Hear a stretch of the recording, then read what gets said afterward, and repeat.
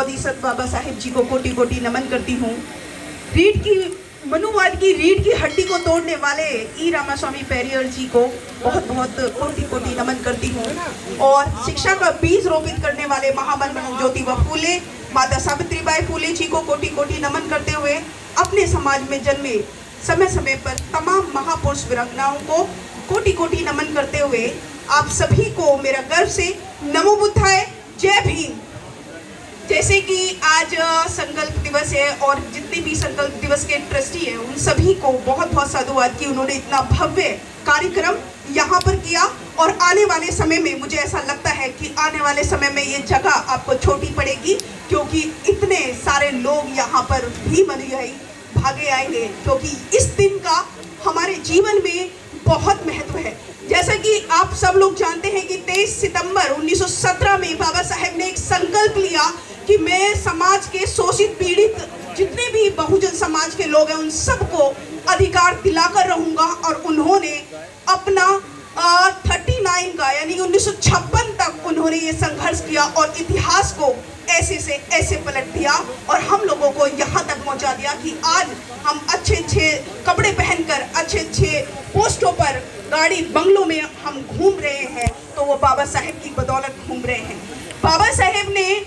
अगर देखा जाए तो हर दिन को उनका अपना एक इतिहास रहा है, लेकिन इतिहास में उन्होंने सबसे ज़्यादा, क्योंकि महापुरुष तो हमारे और भी आए, उन्होंने सबने संघर्ष किया, महिलाओं के लिए काम भी किया, लेकिन इन मनुवादियों ने उनको छुपा दिया क्योंकि वो एक कानून के रूप में नहीं थे। लेकिन बाबा साहेब अम्बेडकर जी ने अपना संविधान लिखकर और संविधान लिखने के साथ साथ उन्होंने हिंदू कोड बिल दिया जो कि महिलाओं की प्रगति का सूचक है। आप सब जानते हैं कि अगर महिलाएं तरक्की कर रही हैं, अगर महिला कोई सी भी हो, चाहे किसी भी संप्रदाय की हो, किसी भी धर्म की हो, लेकिन अगर वो आज सर उठाकर चल रही है तो वो परम पूज्य बोधिसत्व बाबा साहेब जी की वजह से चल रही है, जिन्होंने हमको यहाँ तक पहुँचा दिया। आप सब लोग जानते हो कि जब बाबा साहेब हिंदू कोड बिल पारित करवाना चाहते थे, संसद में थे, तो नेहरू जी ने पहले वादा किया, लेकिन बाद में उन्होंने मना कर दिया कि हम ये बिल को पारित नहीं होने देंगे।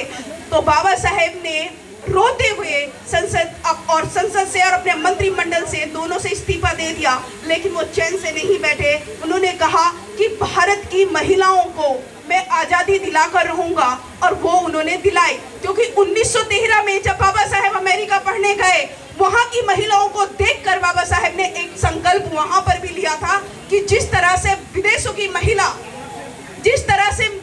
महिला पुरुषों से कंधे मिलाकर चलती हैं, ऐसे ही मैं भारत की महिलाओं को आज़ादी दिलाकर रहूंगा, और वो बाबा साहेब ने किया। लेकिन हम लोग बाबा साहेब को भूल गए। हम लोग जय भीम तो करते हैं, लेकिन जय भीम करने वाला अम्बेडकर अनुयायी नहीं होता। ये अपने दिमाग में से सबसे पहले निकाल दीजिए, क्योंकि बाबा साहेब कहते हैं कि मैं अपने जीवन में मैं उन्हीं को अपना अनुयायी मानूंगा जो अपने पूरे जीवन में 4 लोगों को जागरूक करे और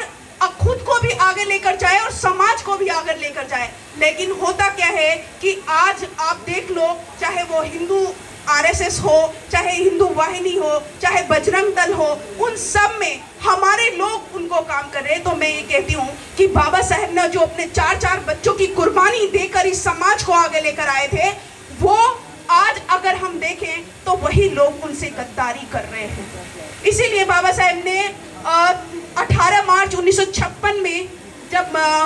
आगरा की धरती पर भी वो रोए कि मुझे मेरे पढ़े लिखे समाज ने धोखा दिया। लेकिन मैं आपको कहना चाहती हूँ कि बाबा साहेब अम्बेडकर जी अगर नहीं होते, कोई भी ये ना सोचे कि हम अपनी मेहनत से आगे जा रहे हैं। अगर बाबा साहेब नहीं होते, अगर वो अपना संविधान नहीं लिख रहे होते, तो हम लोगों को अधिकार नहीं होते। क्योंकि बाबा साहेब ने सबसे बड़ा अधिकार, अगर मैं मानती हूँ, सबसे बड़ा अधिकार जो दिलाया वो था शिक्षा का, जो कि बाबा साहेब ने अपने संविधान के आर्टिकल नंबर 45 में ये लिख दिया कि अब हर इंसान पढ़ेगा, हर इंसान को पढ़ने का अधिकार है। और उसी पढ़ाई के बलबूते हम ये जान पाए कि आज के दिन बाबा साहेब ने संकल्प लिया था, या जितने भी हिंदू धर्म शास्त्र हैं उन सब में क्या क्या लिखा है, ये बाबा साहेब की शिक्षा का कमाल है कि हम उन जो मनुवादी लोग हैं उनकी विचारधारा को पढ़कर आज हम अपनी महापुरुषों को जान पाए, ये सिर्फ शिक्षा का कमाल है। और मैं ये कहती हूँ कि संविधान को, जो ये लोग कहते हैं कि संविधान को बदल देना चाहिए, संविधान के 105 आर्टिकल में संशोधन हो गया तो अब वो वैसा नहीं रहा, तो ये इसलिए बदलना चाहते हैं क्योंकि ये हमसे हमारी आज़ादी छीनना चाहते हैं, हमको गुलाम बनाना चाहते हैं, इसलिए संविधान बदलने की बात करते हैं। लेकिन मैं आपको कहती हूँ कि संविधान है तो शिक्षा है, और शिक्षा है तो नौकरी है, बिजनेस है, व्यापार है। और अगर व्यापार बिजनेस है तो हमारे पास घर हैं, कपड़े हैं, अच्छे गाड़ी बंगले हैं। तो इसीलिए मैं कहती हूँ कि संविधान है तो हमें, और बाबा साहेब ने कहा कि यदि आप मुझे जीवित देखना चाहते हो तो मेरे संविधान जब तक है मैं तब तक जिंदा रहूंगा। तो हमें एक संकल्प, क्योंकि बाबा साहेब का महान संकल्प था, और इस आज जो बड़ौदा की धरती पे लाखों लाखों लोग जो देश के कोने कोने से बल्कि विदेशों से भी यहाँ पर आए हैं, वो यही देखने आए कि बाबा साहेब ने इसी धरती से, इसी पवित्र भूमि से एक संकल्प लिया, और उसी संकल्प के बलबूते अगर बाबा साहेब उस वक्त वो संकल्प नहीं लेते तो आज शायद हम यहाँ इस